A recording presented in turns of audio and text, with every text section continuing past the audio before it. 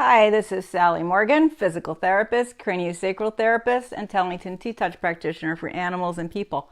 My glasses are fogging up. This is Tristan, he's a Corgi, and we're here for an episode of Conversations with a Corgi. So we've been away for, 10 days or so from our live casts, and I've had a nice craniosacral class at my house for dogs, and we got to work on plenty of client dogs. Thank you so much, everyone who let us work with your pets. We had 2 cats and 4 dogs that people brought for us to work with. They were all wonderful in their own way. So one of the things that we came across was my friend's cat, and she had a wonderful old yellow cat for a long time, and she's got a new cat. And I don't know the new cat all that well, and I always get their personalities confused, even though I know which one's which. So this new cat is kind of younger, and she really likes to do a wrestling game with him, where she sometimes wears a glove, and he's reputedly, as so many cats and puppies I've heard this about, not to break the skin, but he plays a little rough. So we're trying to do craniosacral therapy on him, which looks like this. Not much happening that you can see. A lot happening under your hands. But to this cat who's used to having people play with him when their hands are back here, he did not know what to do with himself when we weren't pulling our hands away. Now, he gets a lot of snuggles up on his head here and around his ears, and we can do the kitty whisker mark me thing, and we can play with his ears even, just like this. But when you go behind his neck, he's got a lot going on. And he, of course, was a rescue from the shelter, and she's worked with an animal communicator, and she kind of has the impression, too, that this cat belonged to one person. I think there was a note with him or something that surrendered the cat. However, he's super sensitive in his whole hind end, and who knows what happened to him. I mean, you can be a great cat owner and have a kid or a friend or a roommate in the house who does not like your cat, and you don't even know what's happening to your cat when you're not home. So who knows what happened to this cat, but his whole hind end was very touchy and around his jaw, and it was very hard to work with him. So the person I was training with this cat has a lot of experience as a T-Touch practitioner as well, but not so much working with cats. So one of the things we do in T-Touch to help hold a cat or a puppy or a senior or an animal in a lot of pain so that you're safe is we take a towel, and we used to call it the Superman cape, which would imply something like this. That's not what it is. First of all, I live in New England, so I call it the lobster bib. But you put it around the front of the animal. Now, you're going to be using a much bigger towel if you have, this is a big cat. He was the size of Tristan. So, and when they're moving, you can't do this so neatly. Then once the towel's around the animal, you bring the ends together and just sort of roll them to a point where the animal's head is there and you're not strangling him. And now he's nicely contained. And it's sort of, reminds people sometimes of the scruffing we do with cats. That is not good for cats, and certainly really bad for dogs. So you've got them like this, his hairs aren't caught in there. I can, for instance, if I have a dog that's hard to trim the toenails, somebody can pull a foot out and trim the toenails. And with a dog, it doesn't work as well as with a cat, because dogs are much more trained and used to using their mouths to explore the world, so they can still turn and try to nip at you. But if you hold them like a vet tech and like this, the feet are pretty available to somebody. So we had to do this with this cat, and we had luckily like a huge bath towel, so that while he was rolling around, we were working on a massage table, we were able to kind of work through the towel or get one hand under the towel to work with the craniosacral diaphragm releases up his body. And it was just so interesting what was going on with this cat. Occasionally he would squirrel his way out of the towel, but he didn't run away. He just sort of sat there, shook himself off, looked at us like, what's next, and came back to us. So somebody who's not trained and who is inexperienced with cats may think that the squirming and rolling he was doing was an earnest effort to leave. But that was not the case. he was struggling with some emotional and physical stuff that was very deep.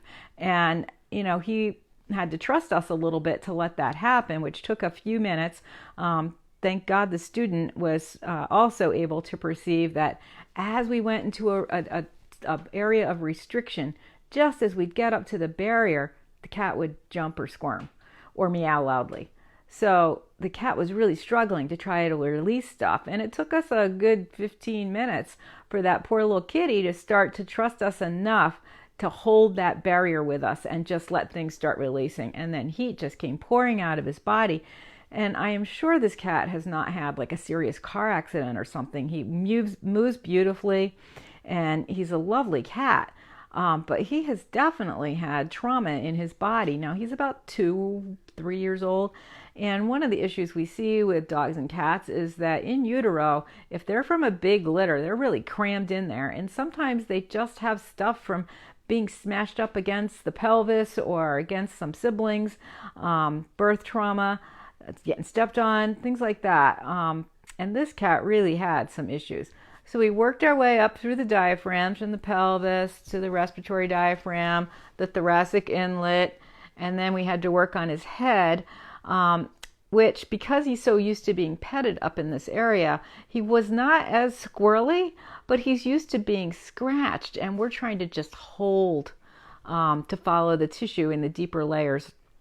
And we were able to do most of what we would do in a craniosacral session with this cat. The person had had quite a bit of training up till that point. She hadn't done all the work on the head. But one of the things that I encouraged her to do, because I was going to have to work on his head just to keep him balanced, I encouraged her to do some T-touch on his mouth and his ears. And boy, what a wonderful thing it is to have craniosacral skills and T-touch skills, because we were able to really help this cat. And just a few little ear slides like this and some circles on those really important acupuncture points for the triple heater meridian at the base of the ears really calmed him down. And then some mouth work that we did on him, and a puppy as well. The mouth work is really important with a puppy. And if you've got, this cat had a pretty big nose, so you can actually reach over the nose like this so that you can work on their mouth without them biting you. And you can do that with a puppy as well. So I really wanted to show you guys this Superman / lobster bib cape that we use. And I would use, if he was really having a problem, I would use a much bigger towel, but I just wanted to get something bright and easy to see. So again, it's just put the middle of the towel around his neck, bring it back, fold it down, and now I'm holding him. This is way better than holding him by a collar. Collars can get tight and really strangle them. This can't. And really, this cat could, how their heads are shaped, they're like little bowling balls, really. He could easily have slid his head back through this if he really, really wanted to. And he did that once or twice in an hour. But mostly, he was trying his darndest to stay with us and to get through this emotional stuff. And sure enough, he's doing great now that we're done with him. And when we were done working with him, he didn't leave. He laid on the table, shook it off, took a big bath, went down on a cooler spot of the floor. There's so much heat coming out of his body. I mean, he just had like a lot of stuff going on. Took another bath on the floor in the cool spot. And then he went out in the living room and snuggled up to his mom. And she showed us some of the ways that she plays with him.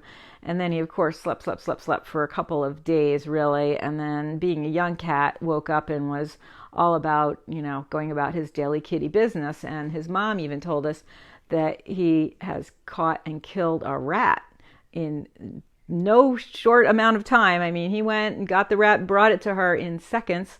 I was like, that's better than Jack Russell Terrier. So that's pretty exciting, because he's a big cat and he's part Maine Coon, but still, cats are often afraid of rats. So for this cat to be such a great predator and to so proudly bring it to her within seconds of catching it is pretty remarkable. So I hope that kitty goes on to have a long life of catching critters around the house. I said, geez, how is he with snake catching? Can you bring him by my house for an afternoon? I have a fenced yard. But, I don't want to risk some other person's animal being injured by my vermin here. So I've hired a guy that loves them to try to come and get them, but he's not that available. That's the problem. The good snake catchers are never really available. Anyway, so try the lobster bib if you have a hard time with your pet. If you go to your vet and they need to get a shot and maybe they've been through a lot, you can hold them this way and still access any part of the body. It can also be useful when you're trying to get your kitty into a crate, to wrap him up this way so that he can't get all his arms out to try to not go in the crate. I think most people now have the kind of crates where the top comes off. You can plop the cat in there and then kind of calm them while you put the top back down. I actually haven't had too many people tell me in the last 10 years that they've had a hard time getting their cat transported somewhere. But this can help with that. It's a really, really, really great thing. And if you have like a tiny child and you don't want them to possibly be injured, like this cat's pretty friendly and I think he probably likes kids, but you don't want a 2-year-old, or for that matter, a senior with fragile skin, to get scratched by the cat. So you can also wrap them in a towel like this, and then the little person or the elderly person can pet them, and he would love to be snuggled on his head. He has the potential to be a good therapy cat, this guy. But he's still a baby and he's still rascally. So try the lobster bib with your animals if you have something that's hard to restrain. You can use it on ferrets and guinea pigs too. Ferrets are really good at backing out of it. So if you do this with a ferret, you've got to like back them into something. I've used it with rabbits. They have the big dewlap, so it's not always so easy with a rabbit, but surely with puppies and cats, this is a great way to contain them. So thanks for joining us today for the look at the T-Touch lobster bib kitty restraint. And I think we will be back tomorrow. I'm having a lot of painting done on some of the trim around my house, so we're back to that tomorrow early. So I don't know if I'll be able to do this, but depending on when that guy shows up. And on Sunday as well, we should try to be back here. So hopefully, hi Shawnee. So we will try to be back tomorrow and the next day. Lots of interesting things happen during my class, and I have some interesting client stories. I seem to be getting a lot of cat stuff lately, so we may have a few episodes about kitties. Do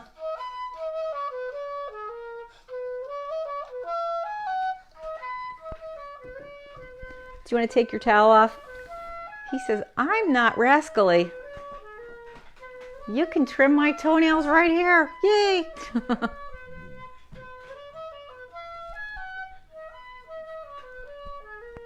You're still stinky. I think you need another bath. Thanks for joining us, everyone. Have a great day, and we will see you back here tomorrow or Sunday and next week sometimes. Thanks for joining us. Have a great day.